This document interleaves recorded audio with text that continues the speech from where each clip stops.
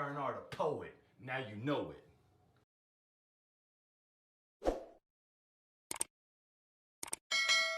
Y'all already know what it is by now. If you don't, you should.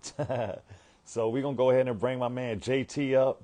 I'm JT. I'm originally from Washington, D.C., Silver Spring, Maryland. DMV. I've been living, Yes, yeah, sir. I've been living in Los Angeles for just over 11 years now. Okay. And what's got me writing poetry. I've been performing poetry my whole life. I'm a writer first and foremost. So, I just finished directing my 16th stage play that I wrote and directed Oh, nice. last month. Nice. So, but I've been writing since a kid, so I'm always writing. So Mm-hmm. it allows me to write scripts. It allows me to write poetry. It allows me, when I used to do stand up, write jokes. So I'm always writing. So, but performance my sleeper thing because I'm usually behind the scenes, especially like my plays.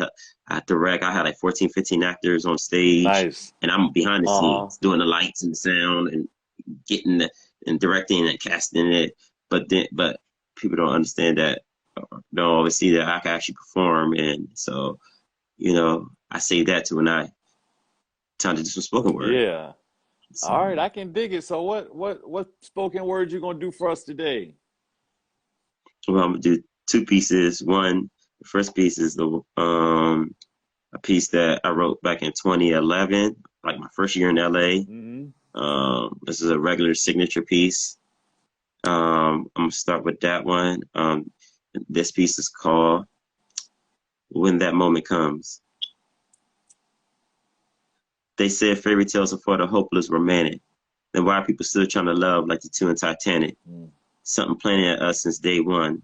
Longer for the love and affection, even when we say we're done. So we get caught up in that love game, looking for someone to heal our daily pain, make love with and cuddle under the stormy rain. Yet we're so scared to be alone, we fall for any lane, hiding our insecurities and doubts.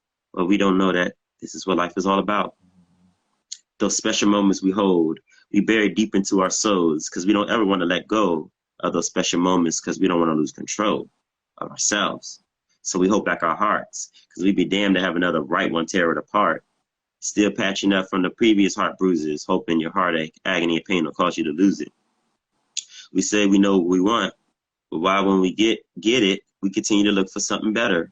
Still feeling the results of that last love letter sent to you for someone who really did love you, but we thinking this special feeling that the person gives us isn't really true. My heart belongs to someone else, you say, but your actions are telling me you want a brother to stay. Yet when we're together, we feel this special kind of way, yet we're so confused we don't even know the games we play. That's when that moment comes. A moment that only happens to some, where your heart just stops whenever you're in their presence. You can feel the time of the essence. Your soul remains steady. Your spirit says you're ready. Your body language just want to tear each other apart, but your mind's telling you to think smart, not with your heart. That's how you end up back to start. Because we live in a society where many don't know how to love to death do us part, because we're too busy having our heart shot with that painful dart. When that moment comes, the ventures will be fun. No worries, no regrets, just praise and joy from the first day we met. Though you love back, your heart I don't have just yet. We both passed the game and set, so let's make our match instead of faulting at the net. As your insecurities pull away your feelings like a jet, flying high in the way because your peas you still haven't pet.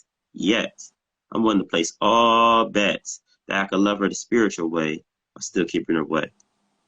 When that moment comes, cherish her for life because they can end up being your husband or your wife. That's my first piece right there. Yeah. Yeah. I like that. I like that, JT. Appreciate that. Okay. All right. So what's this next one you got about? This one I wrote actually last week. Okay. I wrote it. I wrote it last week in like 3 days or so because I had a performance that I performed last Saturday. Shout out to my boy Bree. I had a performance, so I was nervous when I performed it because it's a lot, and I wrote it so fast I had to memorize it. So I was like, but it went really well. Yeah, it went really well. So I was just like, yeah. So now I feel more comfortable with it now because now I know how it sounds and everything. So. But this one, you know, I had to write a 22 piece. You know, this is my first piece I've written as a father because, you know, I have a son, a 1-year-old. Okay, congratulations on that. Yeah, he's in the room screaming right now. I wasn't gonna bring it on, but then he get that it's because you talking more than me, so you know, which I don't mind. I love showing my son. I always posting them online. So, but you know, it's only really what I guess it does have to do with somewhat fatherhood, but it's called Black Culture. Okay. We're in our last days. Folks still trying to find the ways to succeed and find love, yet pushing the one that truly loves them away. Afraid of the games they might play, being offended by the things they may say. So we push this person away and lead them astray. Yet we on our knees every night to pray, asking for God to show us the way. But he already has. We just passed it up for someone with more pizzazz. And don't let her have a fat ass. Oh, that's something he ain't gonna pass. And don't let him be dripped with toxin and swag and carry that big bag. Oh, please believe she gonna give him that ass. You know, because she ain't trying to mess with a man with some class or a motherfucker that listens to jazz. They want that notoriety because it feeds their anxiety to be accepted by society. But this is the Black culture. We steal and kill from our own like vultures. This is the Black culture. We live and bleed for the clout. We don't care how real a person is or what they're even about. We live in a Black culture where most Black women judge a brother by his dollar sign. It doesn't matter if his soul spirit doesn't align with her, God, Jesus, or the Most High.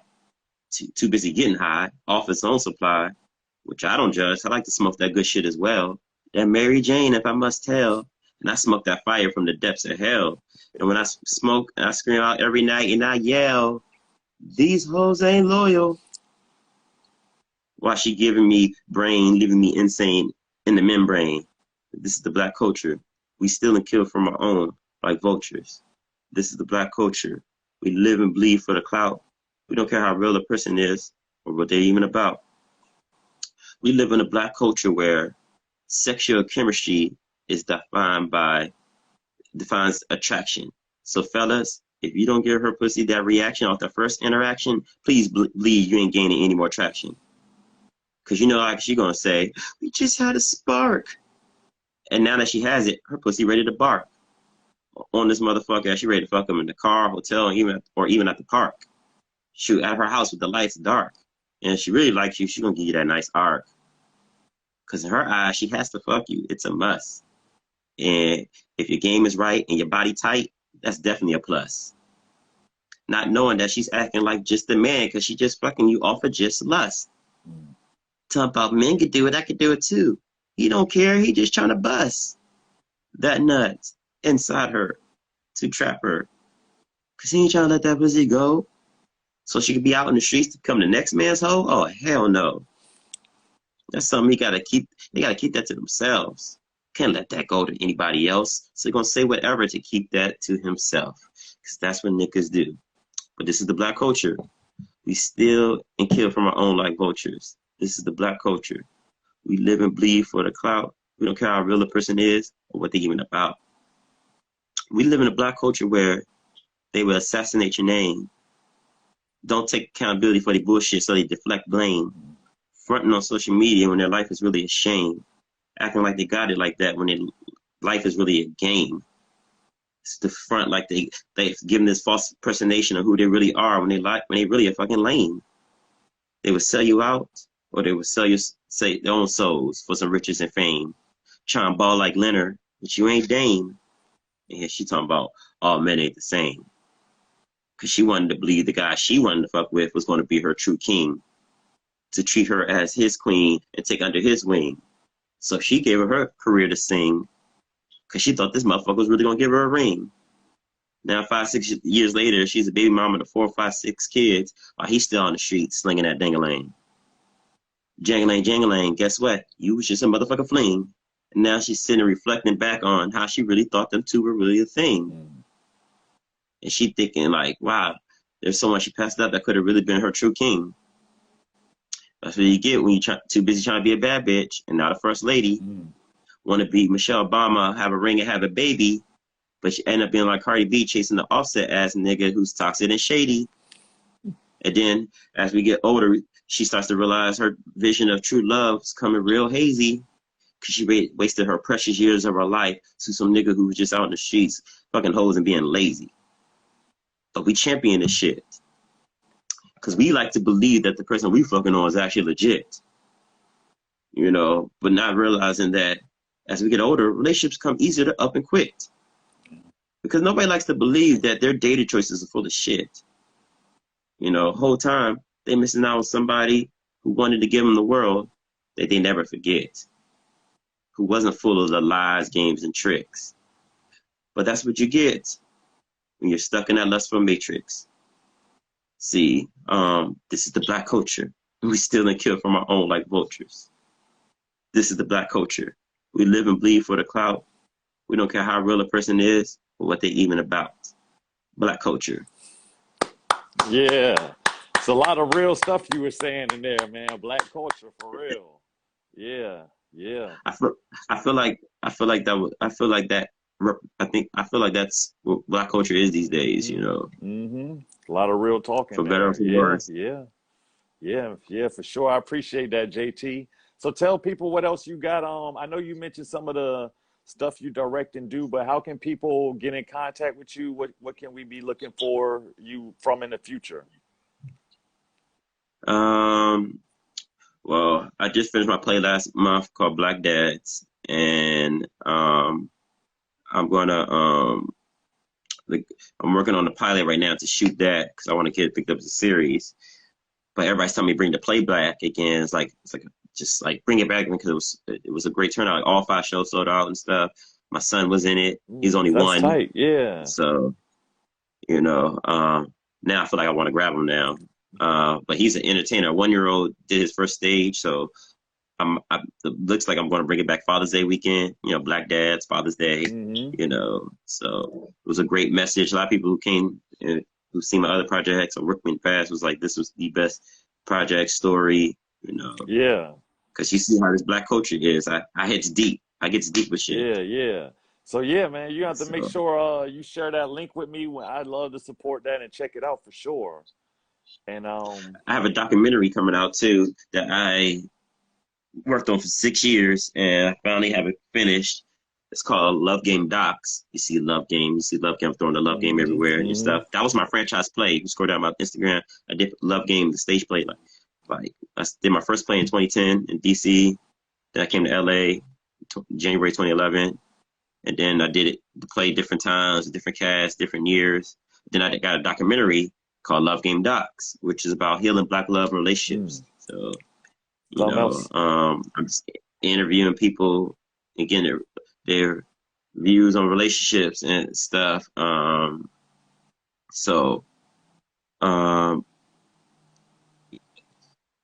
But yeah, I'm here to take over the game. Well, I have been low key with it though, Yeah. because you know, I'm selling the soul for this shit. Yep. So I gotta do it. I gotta do it the God way and trust. Yeah. I can respect that. JTlovegame. So Yeah. appreciate you for coming through and spitting that word with us. And you know, I'll be in touch with you soon. And for everybody else out there, we'll be right back. The Poetically Correct Contest New Year's edition continues. Yes. Thank you. God bless. Coming up next, though, is our second runner-up from the Poetically Correct Contest Summer Edition. Yo, Keys I was trying to Will. figure it out. I'm like, yo, they got some updated features and shit. I don't know how to get in. Like, we ain't come this far for me not to get in. I Like, know. And I know last time Instagram didn't want us to be great. It was hating on us. So yo, now we finally on this joint live like it's supposed to we in be. this. We in this bitch. Let's So go. Keys Will, I was just saying, you know, you got second place in the summer edition. So Yeah, yeah. you tell the people, I guess, about you, where you from, whatever intro you want to do, and then we'll get into the piece you want to share. I'm gonna do my intro, and then I'm gonna do my intro. You know what I'm Okay, saying? okay. So, um, I'm born and raised in Queens, New York. I've been writing poetry since I was 9 years old, and I've been doing spoken word performances since I want to say like 2015, 2016. So I got a couple years in. Mm-hmm. And yeah, that's pretty much the gist of it. other than that, I'm a masterpiece trying to masterpiece. Living legend with no limit like Master P. Only mission that I'm on is self-mastery. When them demons double team me, that's blasphemy. I don't need my hands to fight my demons. The mind's a powerful weapon. Look how I'm swinging. It's a real cold world, but I spit fire. Don't need a 401k, just retire. Cause I got bars strong enough to build a cell block. Don't get this shit twisted up just like a dreadlock. I ain't got nothing to prove. The proof is in the pudding. Try to debate it, I recommend you shouldn't. Let's get it. Y'all love that intro. every time. Yes. So boom. So this piece I'm gonna do today is a treat because it is actually a brand new piece. I've never performed it, like literally just wrote it. So I know you're probably familiar with Rudy Francisco. You know who that is, right? He's a well-known spoken word poet. So this piece is actually inspired by one of his poems called My Honest Poem. Okay. And I'm from New York, so this is my dead ass poem. Okay. Exclusive, world premiere. Exclusive. Yeah, ain't nobody heard this. Y'all getting this fresh off the press.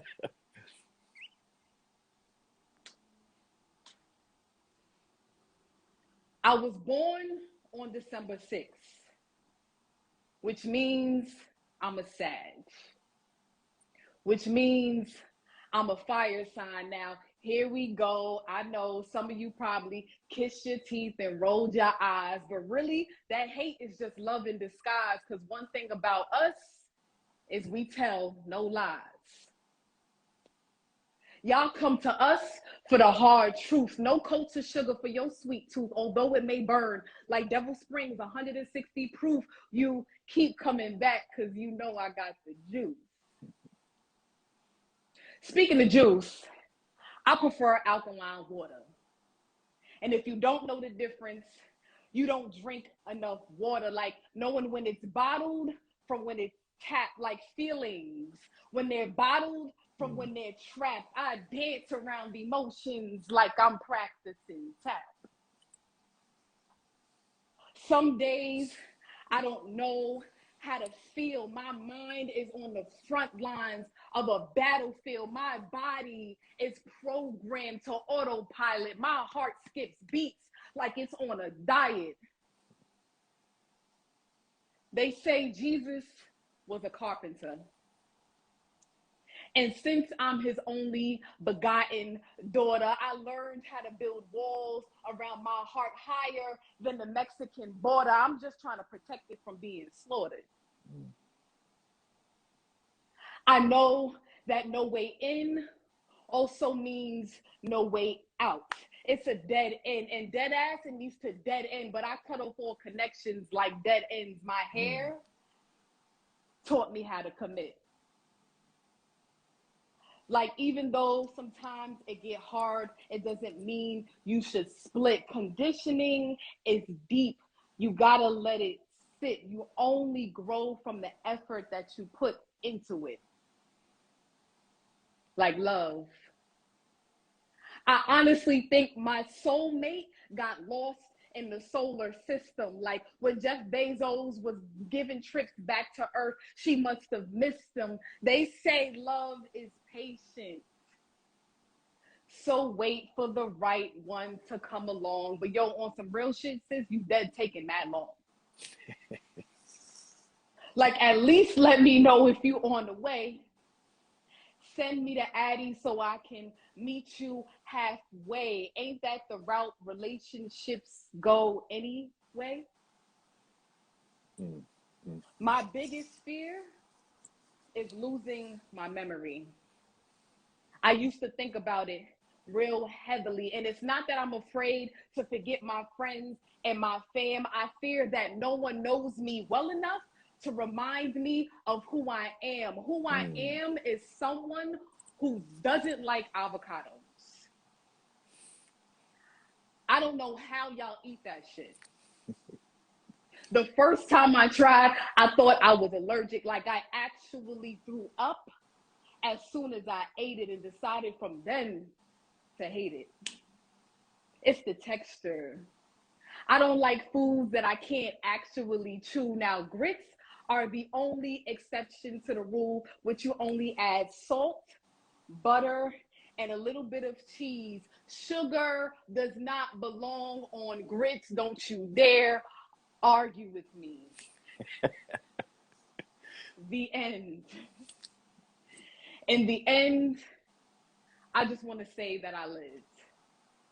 That I shared all of me and left nothing else to give. I want to leave footprints in the sand, on the moon, and the walk of fame. I want to make $1 out of every quarter in this game. I want to touch hearts without using my hands and prove that my name is more than just a store brand.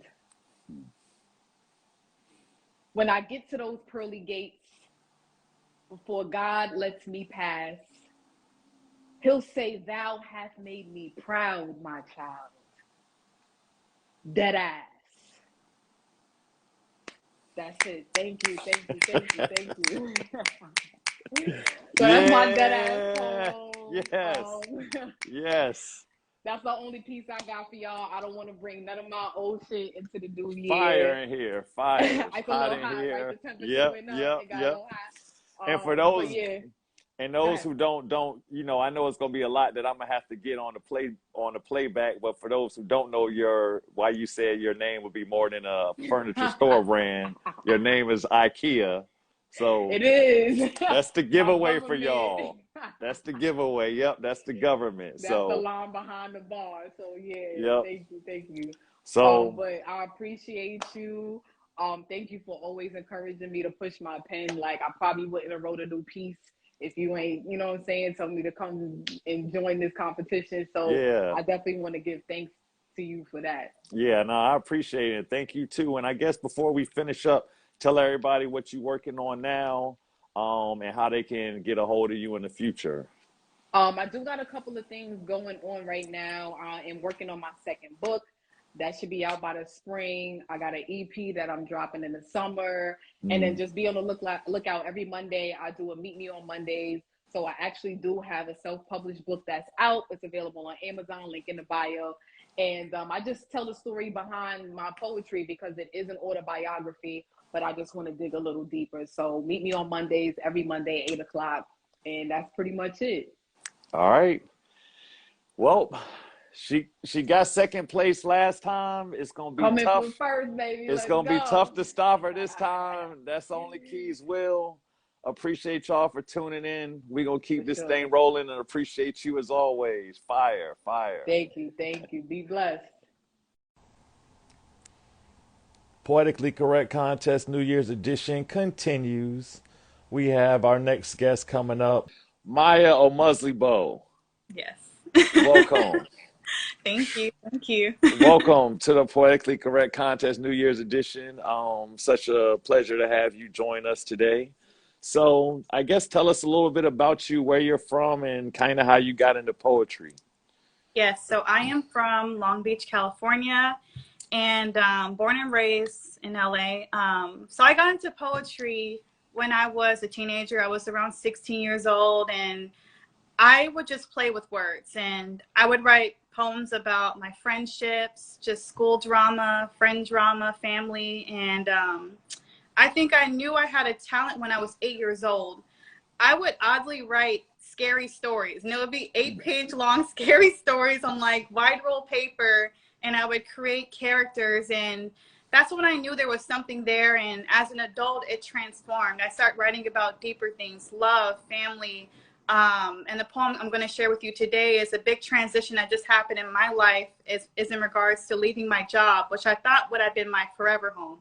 So it ended up taking a deeper meaning as I started to experience more of life. So yes.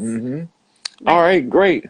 Well, yeah, looking forward to hearing it. So whenever you're ready, the stage, so to speak, is yours. Okay, great. So this is a poem.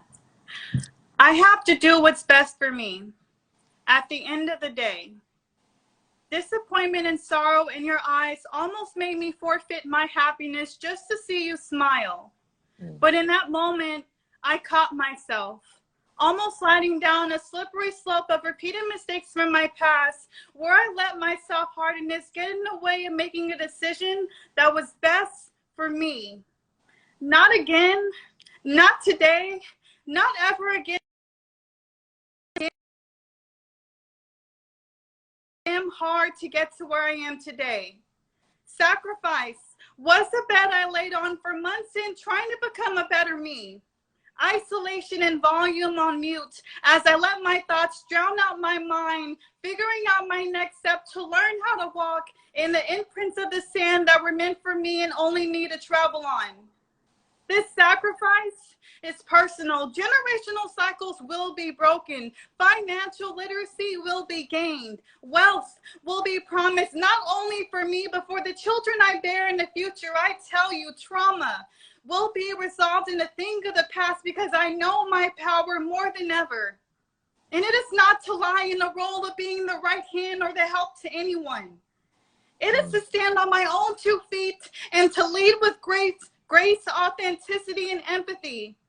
To have an unwavering moral compass and stand up for others when my voice has leverage to sway the minds of those with titles that took 10+ years to acquire. I know you may not understand why I left. It's beyond your school of thought. But one thing I can do flawlessly is that I can show you better than I can tell you. Don't get me wrong. I'm not proving anything to you because that's when my purpose will be diluted and my intentions shaped to fit the hourglass, fitting your time and expectations of where I should be. When I will be the person I will become when I'm ready, not when you're ready. I look like a misfit for leaving millennial, they say. I don't fit the traditional cloth that society tried to timestamp me with. I'm more than my resume has said. I'm more than an academic, I said. I can only show you, but when I'm ready. Thank you for not understanding to one day, having the eyes to understand that I'm being me, happy. Thank you. Yeah, that was great. And so you just wrote that about, you know, transitioning careers pretty much or jobs? Yeah, I was literally just landed a job right before New Year's, and I was in a meeting with my boss and, you know, my other boss, and they were like, Maya, I think you're making a mistake. This is not what you should be doing. You're supposed to be here. And they wanted me to stay. And, you know, I understand they're coming from a great, loving place, but I want to be happy and I have to always keep my best interest at heart. So this kind of explicated those series of events that just happened. And I just wrote this poem. I need to kind of get this out. Yeah, that was great. Yeah, that was great. So yeah, I guess tell people who don't know you and who are watching how they can get in contact with you for future poems or things that you're doing, or what other projects are you working on? So for future poems, you can follow my IG. It's mayangozi. I am actively curating my brand, and I would say, just to be a little vague and ambiguous and mysterious, you can just follow my IG and you will see all the great things I have coming this year. 2022 is my year to shine, and I would love for you to be part of my journey and for me to, you know, in some way impact you in the most positive way ever. So thank you so much, Aaron. Yeah, wonderful. And thank you so much. And I'll definitely be in touch and continue to support your projects. And for everybody watching, the Poetically Correct Contest New Year's edition continues. That's Maya. So appreciate you, and have a good one. All right. Likewise. Thank you, Aaron. Take care. Hey, Kyra. Welcome. Welcome. How are you doing? Yeah, I'm doing good. Just getting my camera set up. Yeah, no problem. So you're also in New Zealand, right? Yeah, New Zealand. Aotearoa is the indigenous name. Yeah. Awesome.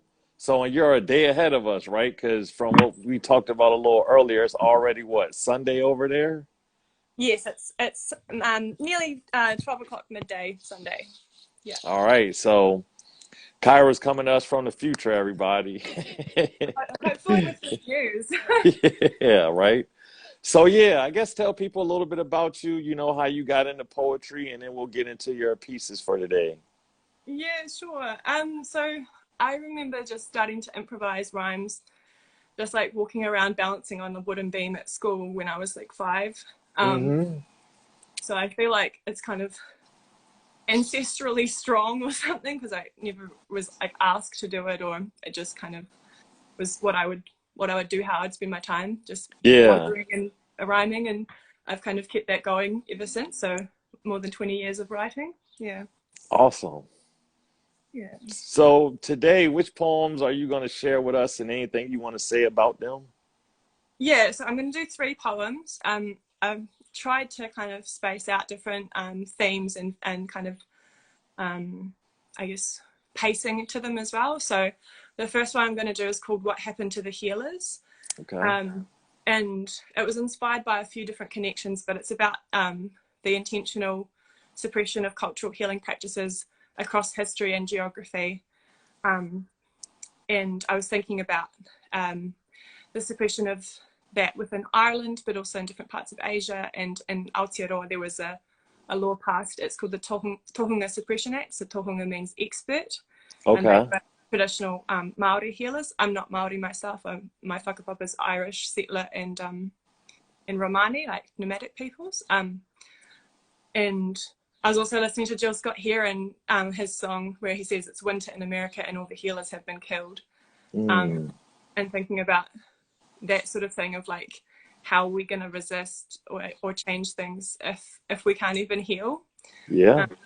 And yeah, so the NAP ministry as well was kind of inspiring me around rest as resistance as well. So that was all kind of coming through with that one.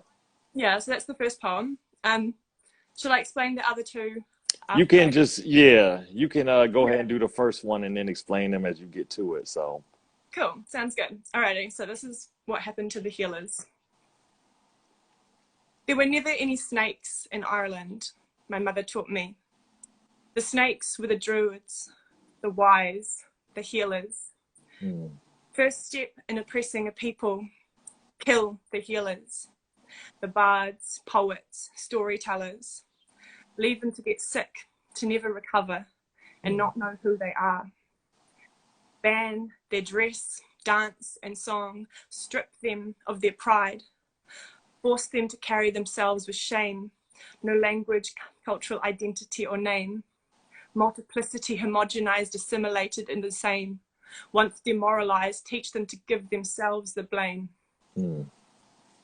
Burn the healers, herbalists, imprison and torture the wise women, the midwives, abortionists, witches. This is what's at stake. Institutionalized medicine, demand qualifications, say it's only for men, medicine for the rich, death and sickness for the poor, pass laws, tohunga suppression. Your practice of intergenerational wisdom isn't legitimate according to our system. Defying crown laws could land you in prison. The sick cannot resist, the poorly can't see clearly. Trauma muddles your memory, pain clouds your thoughts, stress keeps you heavy, malleable, easy to control. Do as you're told, the weight of exhaustion takes its toll. They never wanted us to survive, to be alive. Not once our bodies are spent from all the labor. Expendable, extractable, disposable, discarded once no longer valuable. Throw another on the pile. They got their necro filter. Kill, kill, kill. Want us draining through the net, once no longer needed. They never wanted us to heal, heal, heal. We'll see too much, know too much, feel too much.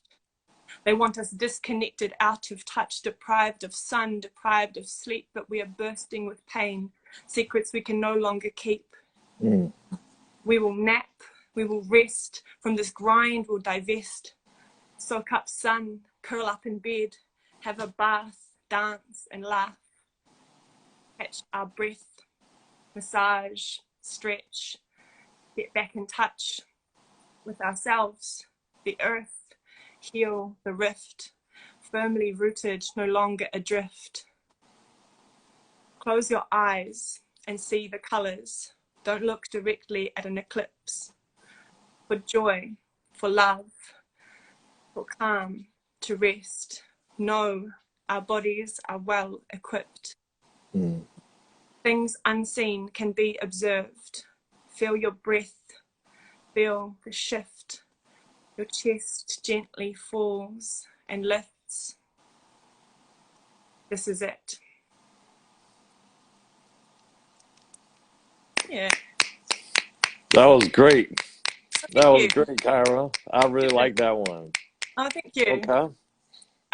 I want to say as well, some of the references coming through there is, I think, I can't remember if I know how to pronounce his name, Achille Membe, his work on necropolitics, and then I did the idea of the necro filter, and then referencing the Dead Kennedy song, Kill, Kill, Kill the Poor, where they're taking the piss out of right-wing politicians whose policies are, you know, just directly killing poor people. And I think that's even more visible with COVID, obviously. Yeah. So, yeah, that's some of the stuff that's coming through. Yeah. So thank you for that. So what's the next one about? Oh yeah, what am I doing? That's a good question.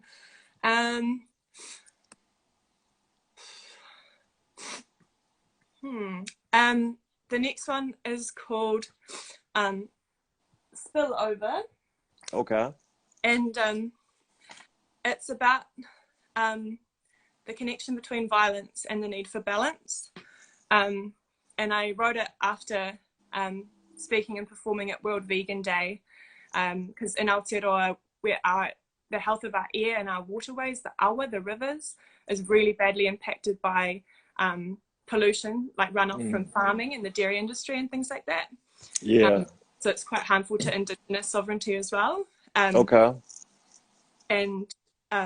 yeah, there's a bit of like prison labor and migrant worker exploitation within that industry as well. And so sort of making those connections about, humans, plants and animals, basically. Yeah. All right. So this is Spillover. Mistreating animals for profit and consumption, where to begin? Separating babies, stealing their milk, eating their flesh and wearing their skin. Greenwashing happy cow ads, the facade is paper thin. Where there is violence, it's got to be named, because violence spills over, it can't be contained. Said where there is violence, it's got to be named, because violence spills over, it can't be contained. Separating families, hurting our animal siblings, that kind of mahi means work, don't inspire joy. So migrants and formerly incarcerated is who they got to employ. Violence is normalized inside the home. Violence is normal if that's all that you've known. Violence is normalized inside the prison. And if violence is normal, then overgrow the system. Where there is violence, it's got to be named, because violence spills over, it can't be contained. Said where there is violence, it's got to be named, because violence spills over, it can't be contained. Did you know cops, soldiers and slaughterhouse workers all perpetuate more violence to women and whānau, that's family. Violent professions lead to more oppressions, because violence breeds violence, there ain't no question. So where there is violence, it's got to be named, because violence spills over, it can't be contained. Violence from parent to child is how it's ingrained. Intergenerationally, the cycle's sustained. Violence spills over, it can't be contained. Let's stop all the violence. Live, eat, be the change.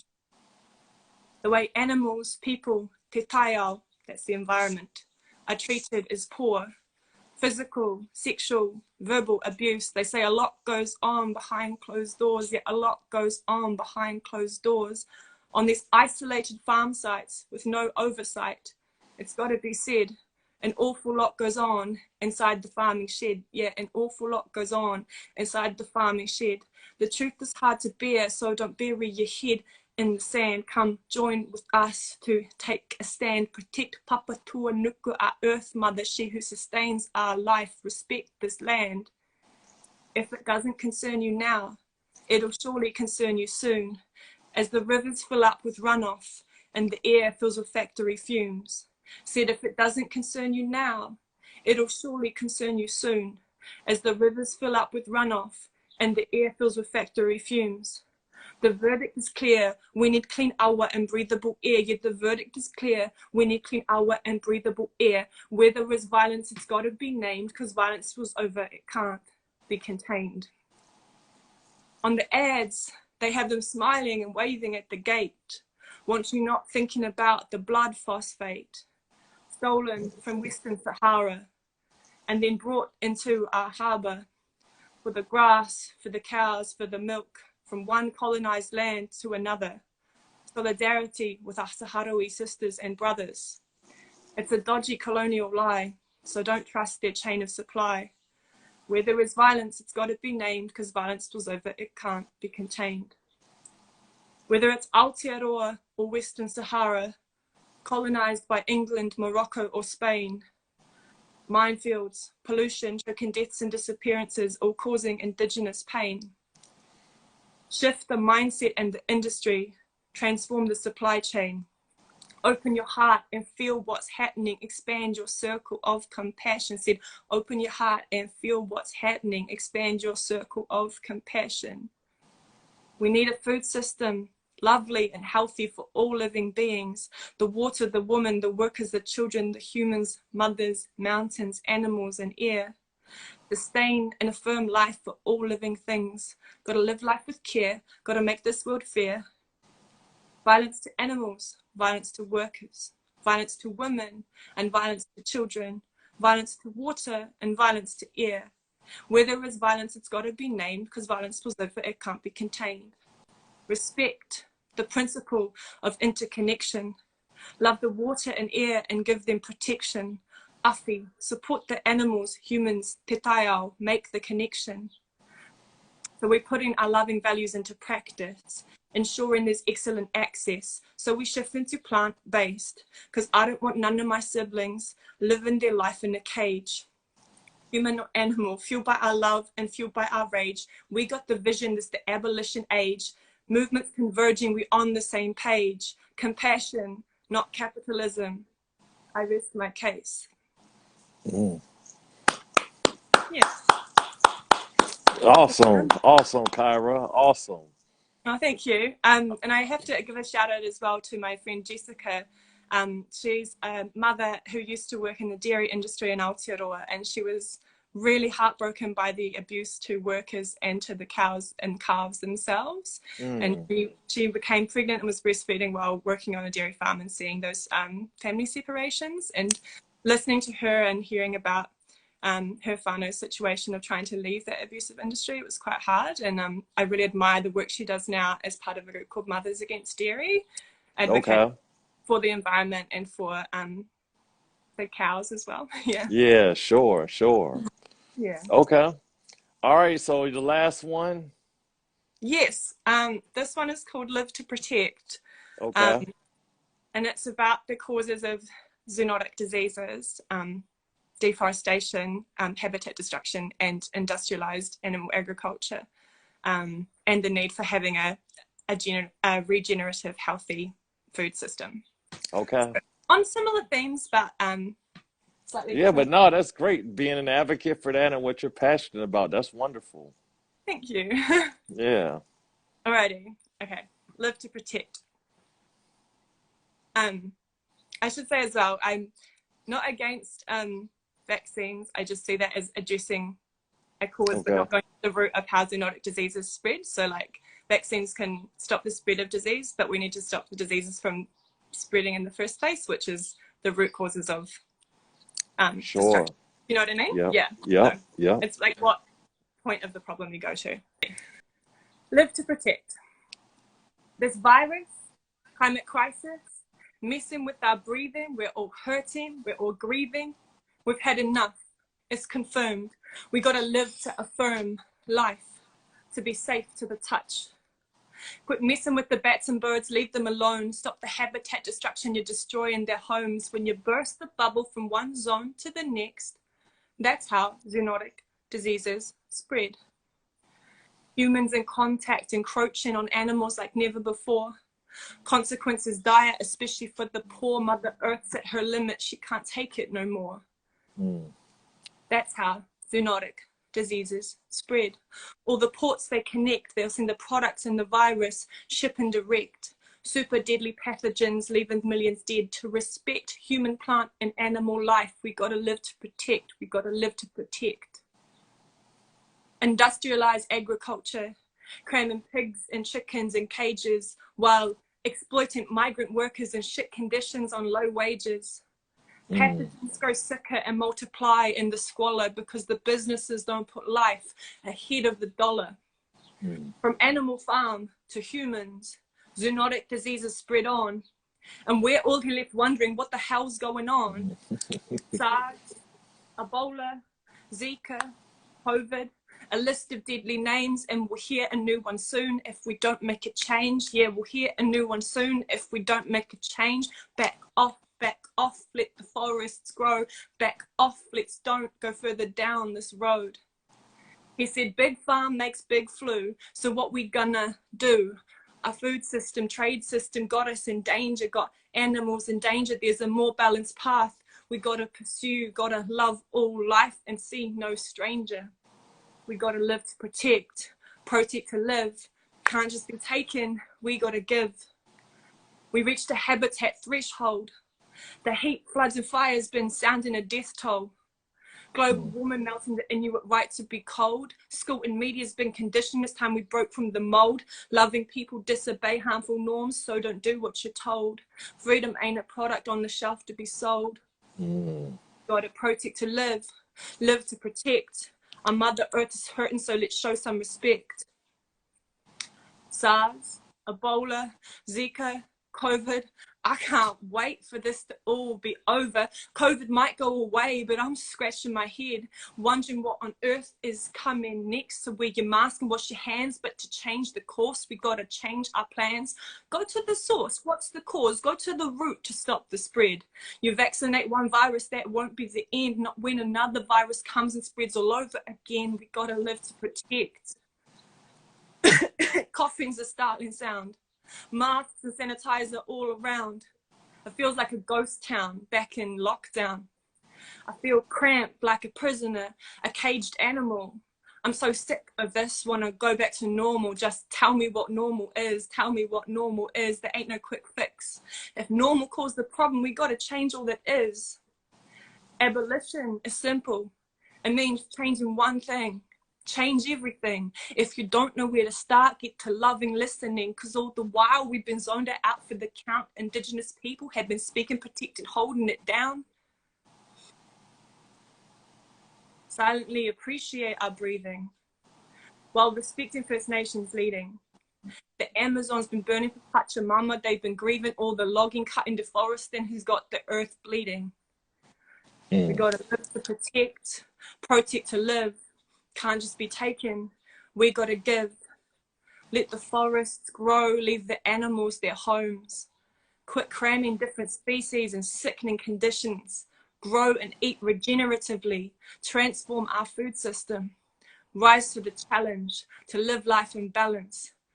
Prevent the causes, to protect the living, and to honor the dead, so that no more zoonotic diseases spread.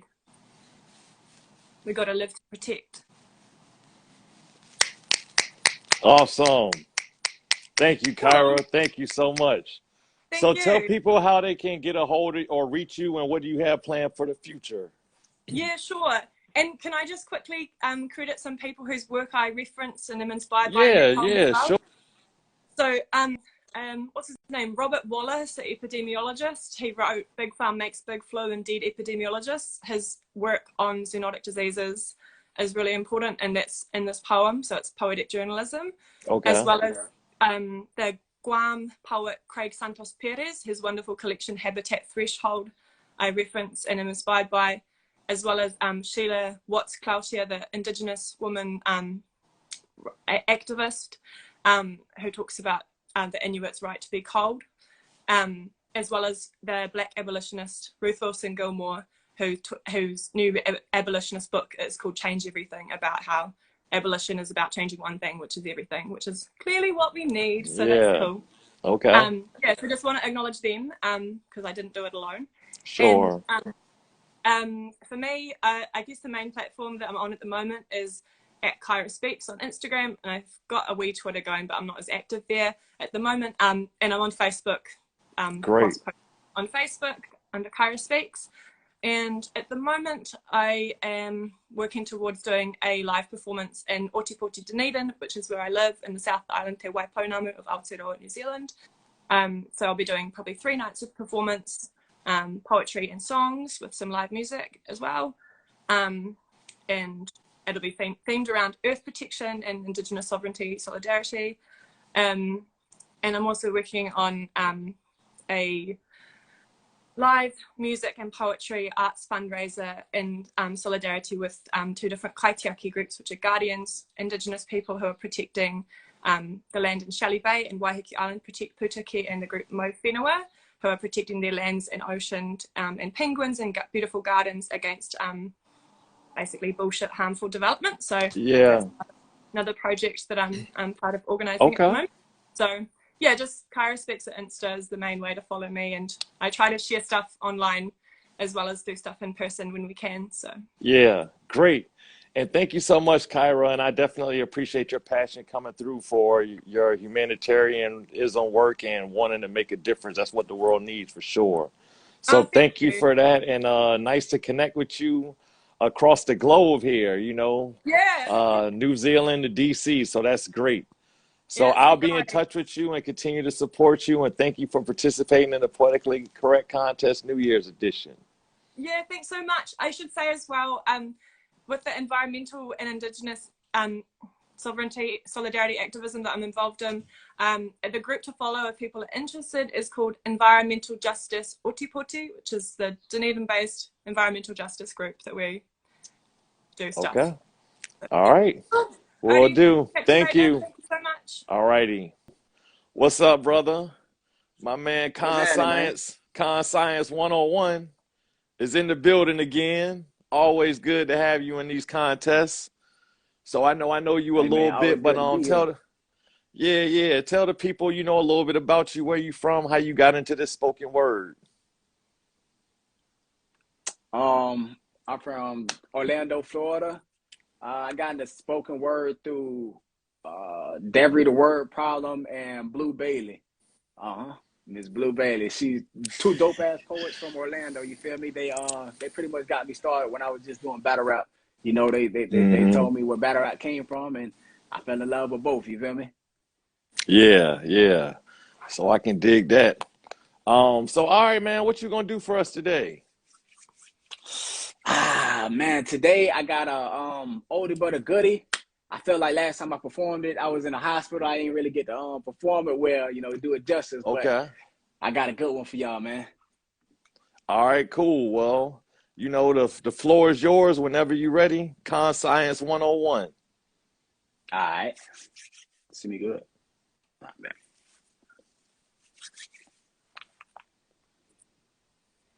How y'all doing out there tonight? Yeah. How y'all doing out there tonight?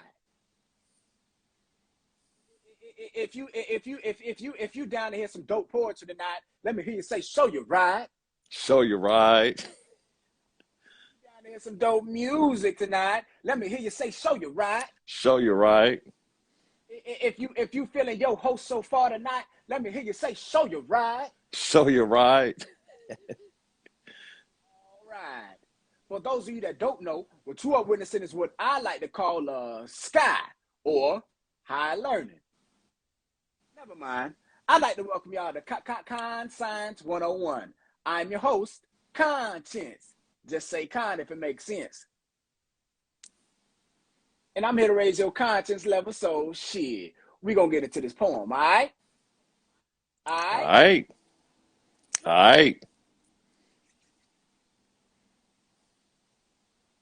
I said them walls gonna come down. Babylon is gonna fall down. I knew Jehovah beside me. No one gonna find me. Them walls gonna come down. I said the wall's gonna come down. Babylon is gonna fall down. I know Jehovah beside me. No one gonna find me. The wall's gonna come down. Hello and good afternoon, my fellow Americans. I'm here to talk to my fellow brethren, the 16% of population that caught their previous sentence. Yeah, shouted. I'm talking to you, those that have not fallen victim to the system of drones. See, we treat our lives like spelling in our phones. We've done away with the white out and allowed the ink to pollute our bones. But hey, I guess it's better to autocorrect than double back when you're wrong. People of color, I'm actively trying to activate the state of activism in our PCs. People of color, please. I'm actively trying to activate the state of activism in our PCs because we've been programmed by programs to believe that Bob Marley's whole message was on smoking weed, but standing up for your rights died in the 90s. Obesity leads to death.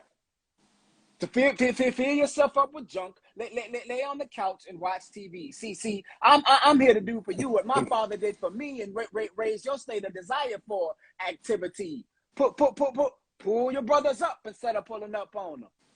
I said, pull your brothers up instead of pulling up on them. Instead of robbing organizations, why not build them? Heck, instead of spraying the streets black, why not bring Black Wall Street back?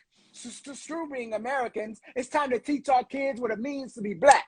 With one fist, with one fist and one voice, we march for our ancestors, for our children.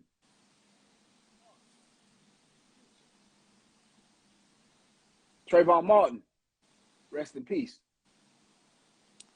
Mike Brown, rest in peace.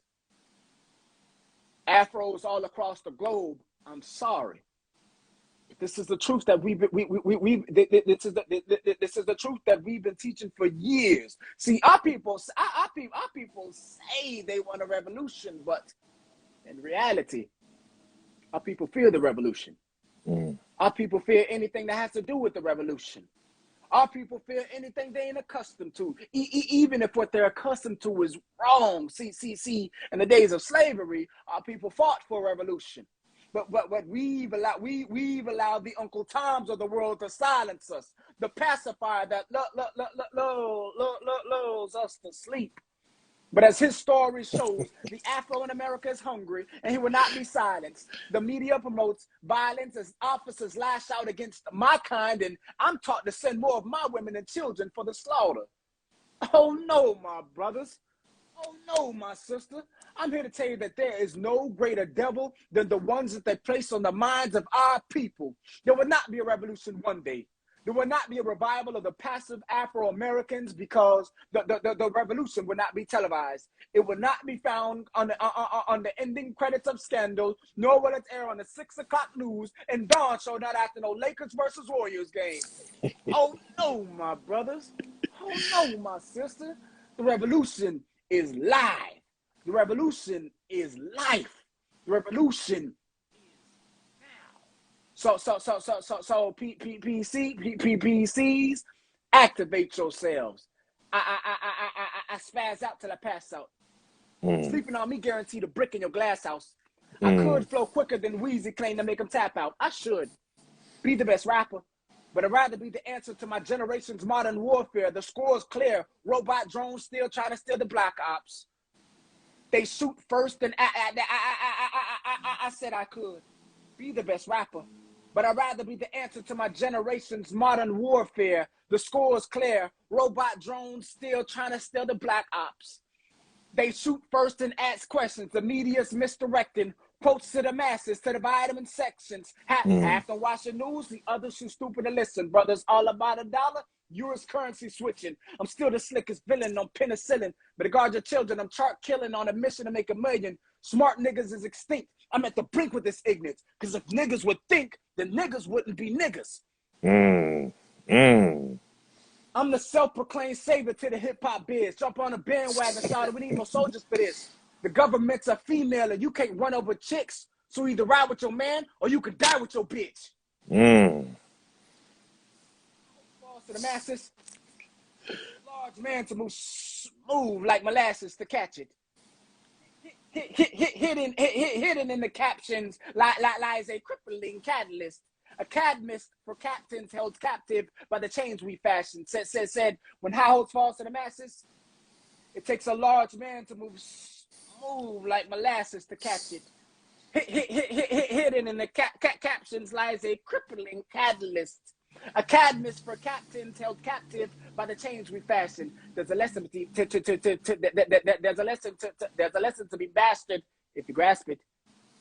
I record it, never distorted. This poet's flow is an ornament to the tree of life. My light provides words that are endless curse of ignorance. Blissful tendons in my wrist have the tendency to inflict passion when I spit.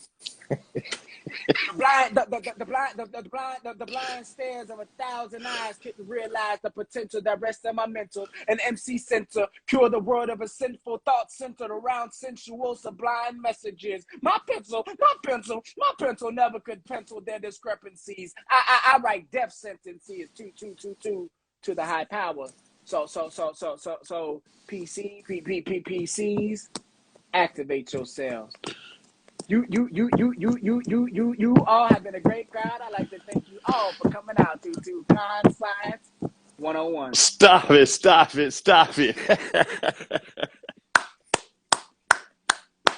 Oh man, that guy, Con Science 101, ladies and gentlemen, goodness gracious. Man, that I don't even know what to say. That joint was getting better and better as you went on. So I already know. I know how you give it up, man. That warmed my soul right there. Appreciate that, brother, for sure. Thank you kindly. I'm glad you enjoyed it, man. I hope everybody in the house enjoyed it. Sorry for the first performance of it, but I hope y'all enjoyed this rendition. Yeah. So tell people how they can follow you and what upcoming projects you got going on. You can find me on all social media at Con Science 101, KON Science 101. Con Science 101 is with a K. If you can't spell it, it ain't for you. It only take a GED. You can find me on Facebook at Jonathan Tony Pierre. You feel me? I think it's actually written down there, Con Science 101. If you can't find it from there, with a click of a button, it's nothing. Upcoming projects that I got coming. I got a mixtape with Muse coming out very soon. I got a EP, Amani 2 dropping on Valentine's Day. Y'all be on the lookout for that. In the meantime, go ahead and stream Amani 1. It's on all streaming platforms under Con Science 101 with a K. If you can't spell it, well, you know the words. Other than that, I'll be on plenty more of these contests with my boy Aaron. So if you dug anything you heard tonight, please tune in next time because I'll be here, shouted. I'll be here. Yeah, for sure.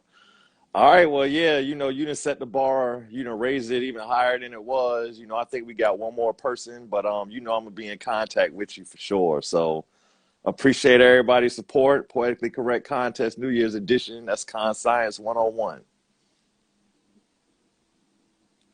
First, I want to thank everybody out there for watching, for joining, for sharing, for liking, for anything you did to support the Poetically Correct Contest New Year's edition. Shout out to all the participants. It's been a real tough competition, and so we're going to announce the winners probably by January 24th. But our last contestant coming up is... That was good. Everything good. So our last but not least contestant, pretty much the two-time defending champion, going on 3 times. Pretty much the LeBron, the LeBron of the Poetically Correct Contest, the Steph Curry of the Poetically Contest, the Tom Brady of the Poetically Correct Contest. My man Chev. All right. Hope I ain't put too much pressure on you, but yeah, the 2-time defending champ. Go ahead and introduce yourself. Tell people where you from before we get into what you're gonna do today.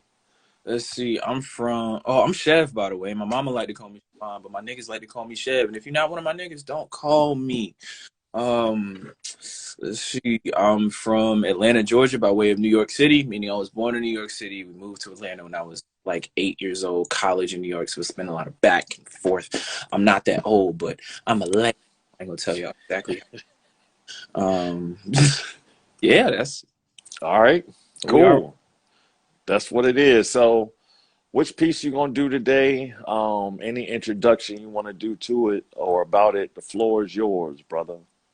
You know, Aaron, it's a little something I wrote for the holidays, because the holidays can be a little stressful sometimes. You know, when you're celebrating and you go through so much stress trying to bring joy for just a little bit of. Right. Oh, that is.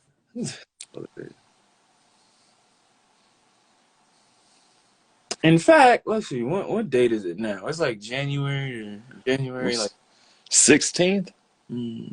Yeah. We got about 11 months, not like 10 months, give or take 11 and a half to like get this really done. And I'm gonna let you in on it because I feel like we cool. I feel like we friends now. So you, me, and whoever else is down, we gonna rob Santa Claus. He gonna pay what he owe. I'm sick of that bearded bastard skipping my house every year like we don't pay tithes. Like we don't bake cookies. A bearded white man who's been watching everything and coming back to bless you just for being nice never made sense in my neighborhood, but we learned to say our prayers anyway. Write our lists anyway because we wanted things. I wanted my mother off the naughty list. Want to know why she got to work every Eve, Xmas, and Boxing Day fighting to feed this family. Want to know how much fruitcake she got to make for her Jesus stop skipping his birthday party. Hell, I just wanted a bike when mine was stolen. My boys found out who had it. Remember, they said we should ride on him and let Jingle Bell rock till we found out his mama smoked it. So his bike turned her body into the chimney they ain't never had. Now she's just praying to get him. Now he praying to get her off the cycle. I started playing ball in high school. My parents bought me one for 4 straight years. I don't know if they thought it was the only way I make it out of here or just work too many hours to know anything else about me. For college, I moved out the South to a city where it always snows, hoping that'll get me close to the privilege of a white Christmas. It's hard not to be the Grinch when every walk in your shoes is a green mile. Meanwhile, back at home, my father's chestnut skin was roasting like an open fire because 3 unwise men with stockings over their heads open fire, trying to take our gifts and his presents. We found out from streets that always seem to hear everything but don't see nothing. So I asked my mother why she ain't tell me, and she gonna tell me that it's more important that I focus in school. Like me training to be a good Christian capitalist is still a bigger deal than our fucking lives. And I'm fucking tired of this bearded white man skipping over my house like I ain't paid my fucking tithes. You see, Xmas is supposed to be a birthday party, but the Jesus I see get no candles, crosses to bear and burn under, more likely to be in a box by the age of 25 than to receive one on December 25th. No carols, just Karens ringing, no sirens ringing. So fuck it. If we can't bring Santa to the hood, then we gonna bring the hood to Santa. I went on the North Pole with a long nose, till everybody freeze, had them elves looking like lawn gnomes. Knows the pain of people who have prayed for everything and gotten nothing. This Christmas, my wish list, a hit list of rich men who sleigh ride over the moon just to skip the apocalypse. Every politician who ever promised a pot to piss, and I ain't taking naughty list names, I'm taking hostages. Load the bag and get the sleigh. Jack Frost be in the way. Miss Claus under the mistletoe, every kiss begins with K. You see, so Kringle, the time for us to mingle. Past tense, give a fuck about your presence. I done got used to your absence. I catch him by the back door. Hands up, Santa baby, you know the deal. It's candy coated rain in this piece. If I live your soul for real. You know what? I've been planning on a moment like this since I was like 7 years old. Hell, I dropped in your off season because I came for the cold. You see, if pressure make diamonds, my surroundings got the stress to make a chain here. Give one out for every time you turn the deaf ear to the pain ear. Give out shine instead of shackles like most of the chains that they wear. And if we don't get to see sunshine claws, I'm gonna have to hold the reindeer. If we don't get to see then you just have to hold the reindeer. And wouldn't you come for everything? You came from nothing.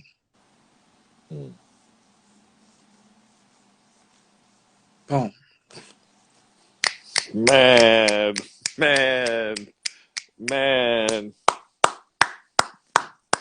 Chef, ladies and gentlemen. Man.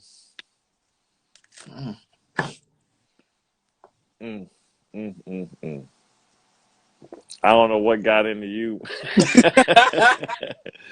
Oh my goodness, man. And that's, man, Just plug whatever you got going on next. Well, I would tell people to follow me on Instagram usually, but my regular one is hacked, which is why I'm showing up as Vince Leshev, because, you know what I'm saying, Vince LaSalle was my spirit animal as a child, for all my Recess fans out there. But if you're in Atlanta or anywhere near it, I am slamming in person with some dope artists. Camille Deneen, who's in this. Yeah, I think I saw that. He's on the flyer. Black Wildflower, Christopher Michael, like some world-renowned folks. Yeah. Down at the Atlanta winery, you know, saying $1,000 on the line. Malcolm Jamal Warner, aka Theo Hustle, his band is, you know, getting down right before we do. So it's gonna be a good time. If anybody free Thursday, you know what I'm saying, and pull up. And if you're not, change your plans. All that. Yeah. Appreciate it. You know, I can't even. Yeah, this one of those playbacks I can't wait to play back, listen to, dissect, get back to you. But you know I'm gonna keep supporting you, man, and good luck on that competition too. Keep doing your thing. I feel like this. I think the last time we had the IG problem, so I ain't get to like be here like live with you. But this time, it's definitely, definitely worth it though, man. Appreciate it. Hey man, glad to be here. Glad to take part. Glad to support. Thank you for the space, the opportunity. Everyone else, thank you for the smoke. Yeah. Yep. And so that's it for the Poetically Correct contest, New Year's edition. That's the 2-time defending champ. We'll see if he can get his third. We hope. We'd love a 3-peat. We really would. Yes, sir. All right. Peace out. Peace.